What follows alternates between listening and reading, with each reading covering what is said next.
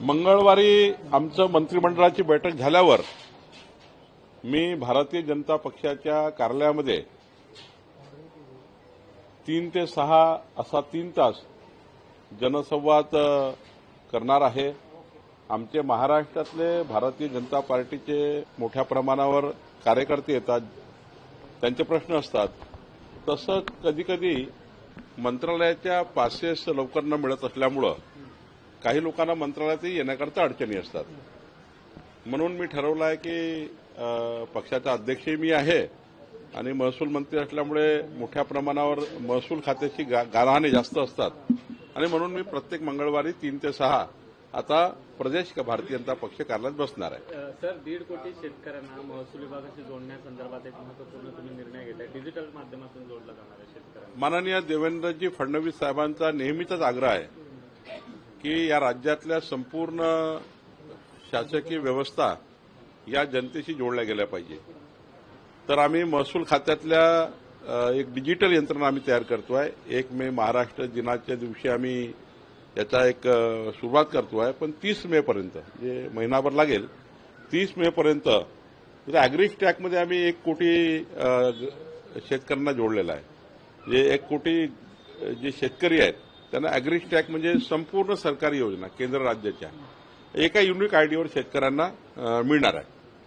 त्याच शेतकऱ्यांना आणि 50 लाख जे शेतकरी पुन्हा आहेत त्यांना 1.5 कोटी शेतकऱ्यांना आम्ही डिजिटली महसूल मंत्रालयाशी डायरेक्ट जोडणार आहोत आणि 30 मे पर्यंत आम्ही या योजनेचं काम सुरू करू। चक्रधर स्वामींचा अवतार दिन साजरा करण्याचा मोठा निर्णय झालेला आहे। कशा प्रकारे एकंदरीची एसओपी असेल?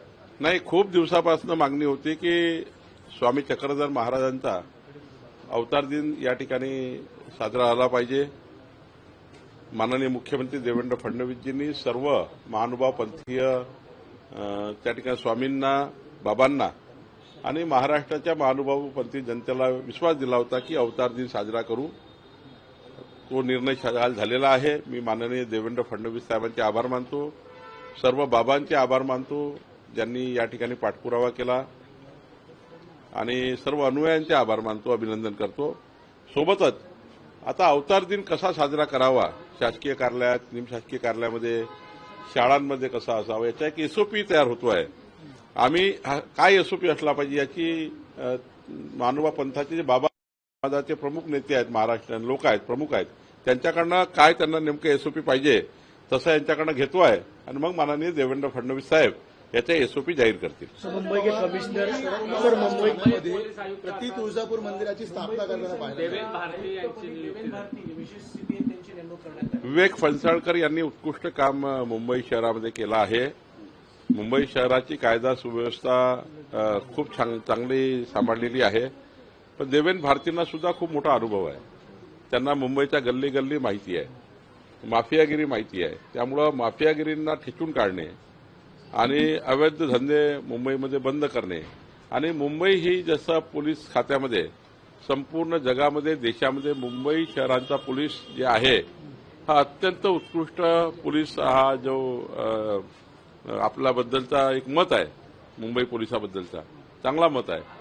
देवेंद्र भारती सुद्धा याच टीममधला एक चांगले पोलीस आयुक्त होऊ शकतात आणि म्हणून त्यांची नियुक्ती माननीय आमचे मुख्यमंत्री यांनी केली आहे। निश्चितपणे देवेंद्र भारती मुंबई शहराला चांगला सांभाळतील। शरद पवार गुन्हा दाखल झालेला आहे। सरकारमधल्या आणखी एका मंत्र्यावरती गुन्हा दाखल विखे पाटलांविरोधात गुन्हा दाखल झालेला आहे। त्यांनी कर्ज काढला तर त्यांच्यावरती आरोप नाही, असं आहे की एखादा गुन्हा दाखल झाला, तपास होतो, तपासाअंती मग चार्जशीट तयार होतं। आज गुन्हा दाखल झाला म्हणून पूर्णपणे दोषी असं होत नाही। कुठल्याही गुन्ह्यामध्ये आपण प्राथमिक गुन्हा दाखल करतो, त्याची चौकशी करतो, शेवटी गुन्हा दाखल झाल्यानंतर चौकशी अंती काय निष्पन्न होईल आणि कोर्टसमोर जेव्हा चार्जशीट जाईल त्यामध्ये काय असेल यावर जास्त महत्वाचं आहे। मराठी होत आहे सर, शरद नाही, शेवटी काय घटना आहे मी आता बघितली नाही किंवा काय त्या गुन्ह्याचं स्वरूप आहे बघितलं नाही। मी फक्त मला माहिती झालं की गुन्हा दाखल झाला आहे, पण शेवटी त्या गुन्ह्याचा काय कशामुळे गुन्हा दाखल झाला आहे, काय तथ्य गुन्ह्यामध्ये आहे, तर ते सर्व चर्चा करूनच नंतर आपण याबद्दल बोलू. शरद पवार आज प्रति तुळजापूर मंदिराची स्थापना करताना पाहायला मिळेल ठाण्यामध्ये, आणि यावेळी त्यांनी सांगितलं की पहलगाम सारख्या हल्ल्याकडे जात धर्माच्या दृष्टिकोनातून बघणं योग्य नाहीये. नाही, मताच्या राजकारणाकरता, मताच्या लागून चालण्याकरता आता शरद पवार साहेब या वयाती का असे वागायला लागले मला माहिती नाही. किती लागून चालन शरद पवार साहेब करणार आहेत, किती मतासाठी लाचारी आपण पत्करणार आहोत. तुम्ही एका तरी परिवाराला भेटले का? जितके परिवार त्या ठिकाणी आपलं संपूर्ण उद्ध्वस्त झाले, त्यांच्या घरातले जीव गेले, त्यांच्या हृदयातून ज्या किंचाळ्या निघाल्या आहेत त्यांचे ते उद्ध्वस्त झाले. एकदा तरी पवारसाहेब त्या परिवाराशी बोलले का? कशावर जखमीवर मीठ चोळतायत ते, कशा जखमावर मीठ चोळताय शरद पवार साहेब? ज्या परिवाराला भेटा त्या परिवाराचं म्हणणं आहे का? काय त्या परिवाराशी झालं आहे? काय बोलले ते आतंकवादी? काय बोलले ते दहशतवादी? हे सर्व श्रुत आहे की काय सांगतात परिवार, लहान लहान मुलं सांगतात त्या परिवाराचे की असे बोलले, असं विचारलं, तुम्ही कुठल्या धर्माचे आहेत, तुम्ही हिंदू आहे का, मग हिंदू असेल तर मारा. हे जे झालं आहे तरी शरद पवार साहेब मला या वयात त्यांनी असं का वागावे वाटत, म्हणजे मला नाही पटत. पाकिस्तानमधला एक वरिष्ठ अधिकारी तिथे रात्री 1 वाजता प्रेस घेतो आणि तो सांगतो की बाबरीची मशीद सोन्याची वीट पाकिस्तान नागरिकच परत रचतील आणि भारताला धडा शिकवतील. अशा स्वरूपाचं भारतात येऊन बाबरीची मशीद परत एकदा, त्याची वीट परत एकदा पाकिस्तानचेच नागरिक रचतील आणि ती सोन्याची वीट असेल. पाकिस्तानच्या नागरिकांना आणि पाकिस्तानला पडता भुई कमी होईल, कशाला ते चॅलेंज करतात? काय आहे त्यांच्याकडे चॅलेंज करण्याला? जेव्हा जेव्हा पाकिस्ताननी बेईमानी केली तेव्हा तेव्हा भारताने त्यांना चांगला सबक शिकवला आहे. आणि आता मोदीजी प्रधानमंत्री आहे. मोदीजी असा निर्णय करतील की पाकिस्तानला ना जगामध्ये कुठे जागा असेल आणि ना त्या ठिकाणी काही राहणार पाकिस्तानजवळ. खरं तर पाकिस्ताननी अशा गोष्टी करू नये. त्यांची धमक, त्यांची अवकात पाहून त्यांनी वागलं पाहिजे. आणि आता तर समजेल त्यांना पुढं भारत कसा आहे. संजय राऊत एकंदरीत यालाच धरून संजय राऊत तुमच्यावर टीका करतात की त्यांचं म्हणणं आहे की आता भारताने पाकिस्तानवर हल्ला करायला पाहिजे, सर्जिकल स्ट्राईक वगैरे आम्ही गल्लीत करतो असंही ते म्हटलेलं आहे. तर संजय राऊत माणूस कसा तुम्हाला माहिती आहे. आता संजय राऊत बद्दल तो प्राणी आहे ना, वर रात्री उलटा असतो कुठला, तशी अवस्था त्याची.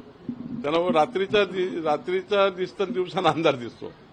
त्यांचा असा त्याचा स्वभाव झालेला आहे. दिवसाने काही त्यांना दिसत नाही, रात्री दिसतं.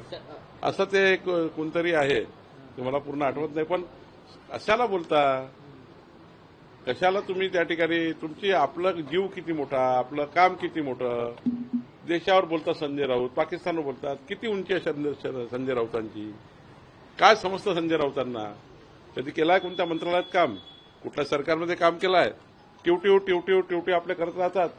त्यांना ते तुम्ही लावता टीव्ही, ते टीव्हीत बोलतात. लोकांना वाटतं की संजय राऊत बोलतात. कोणी विचारत नाही संजय राऊतला, कोणी विचारत नाही. त्यांच्या म्हणण्याला कोणी व्हॅल्यू देत नाही. खरं आहे तर माननीय प्रधानमंत्री आहेत देशामध्ये, मोदीजी सारखे प्रधानमंत्री ज्यांना जगाची मान्यता आहे, करताय बरोबर. आणि दिसेल देशाला काय होत आहे. संजय राऊताचा खूप काही इंटरनॅशनल त्यांना बनवू नका, जसा तसं राहू द्या. मुख्यमंत्र्यांनी एक ट्विट केलंय, मुख्यमंत्र्यांनी एक ट्विट केलंय आणि 100 दिवसाचा जो आढावा होता त्याचा निकाल उद्या जाहीर होईल, कौतुकाची थाप दिली त्यानंतर ते घोषणा होईल असं मुख्यमंत्र्यांनी म्हटलंय. माननीय मुख्यमंत्र्यांचं मी अभिनंदन करतो की त्यांनी 100 दिवसाचा जो कार्यक्रम आहे सर्वच विभागाला दिला आणि त्या विभागाने उत्कृष्ट काम केलं. जे टार्गेटेड 100 दिवसाचे विषय दिले होते, महसूल खात्याला 24 विषय दिले होते, अशा अनेक खात्यांना टार्गेटेड विषय दिले, ज्यातनं गतिमान शासन, पारदर्शी शासनाची भूमिका स्पष्ट होईल. आणि मला विश्वास आहे की महाराष्ट्राच्या सर्वच खात्यांनी उत्कृष्ट काम केलं. आता काही क्रमांकवरी लावली असेल मुख्यमंत्र्यांनी, त्यांच्या मेरिट त्यांनी ठरवले असतील, जे उद्या निकाल येतीलच. पण मला असं वाटतं आमचं सरकार हे गतिमान सरकार, पारदर्शी सरकार आहे. आणि हेच लक्षण आहे माननीय मुख्यमंत्री महोदयांचा विजन काय की 100 दिवसाच्या कार्यक्रमात त्यांचं विजन आहे गतिमान शासन, पारदर्शी शासनाने हे निर्णय घेतले. जसं आमच्या महसूल खात्यात आम्ही निर्णय घेतला, मागच्या 5 वर्षापासून additional collector selection grade posting होत नव्हत्या. आमच्या महसूल खात्यामध्ये ऍडिशनल कलेक्टरच्या पोस्टिंग होत नव्हत्या. 100 दिवसामध्ये 4 वर्ष झाले नाही ते कामं आम्ही करून दाखवले.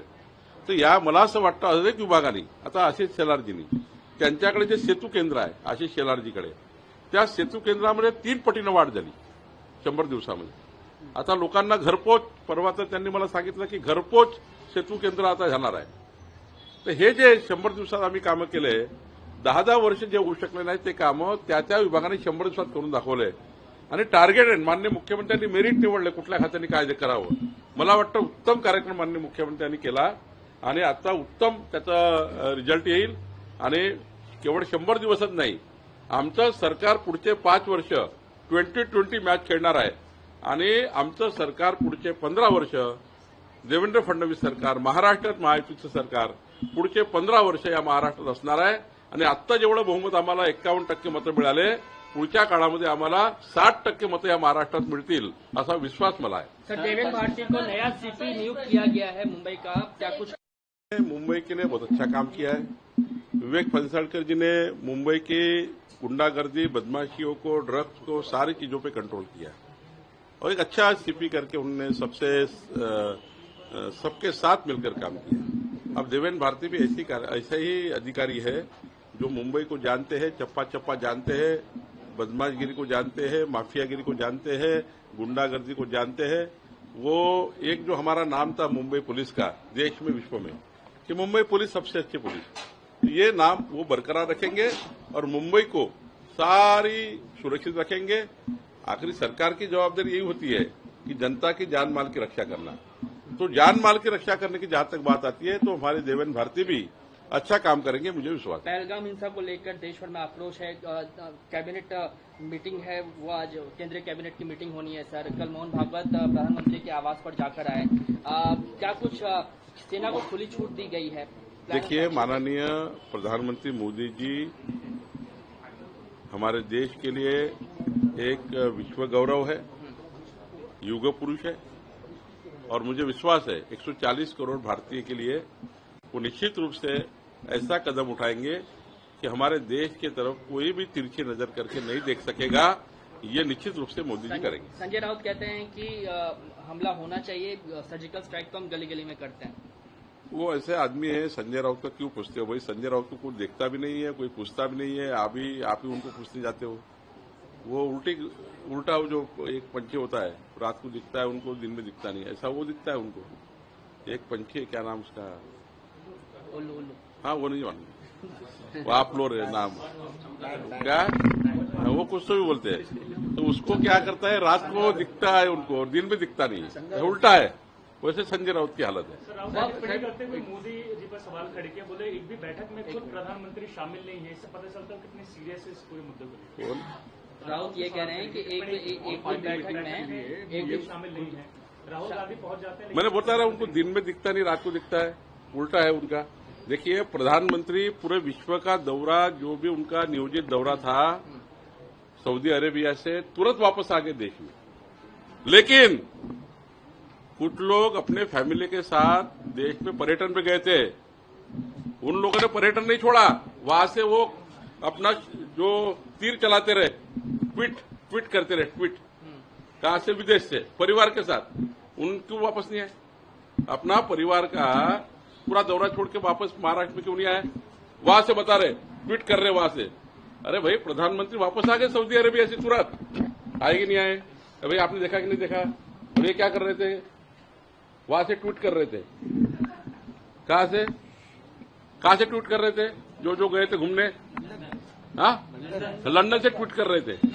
भाई आप में इतनी देश की अगर है, वापस क्यों नहीं आए? तुरंत वापस आना था परिवार के साथ. देश के लिए आया, वापस आया. वो हम सम्मान करते उनका एयरपोर्ट पे, मैं जाता था सम्मान करने. देश के लिए वापस आए जो लंदन में जाके बैठे थे. इन्होंने लंदन में रहना, प्रधानमंत्री को कहना कि वो कहीं बैठक में नहीं है. इसलिए मैंने कहा वो जो मैंने बताया ना, वो कोई रात को दिखता है, दिन में दिखता नहीं है. हाँ वैसे है ये लोग, इसलिए इसकी चिंता मत करो. लोकशाही मराठी ऐका, पहा, जागरूक रहा.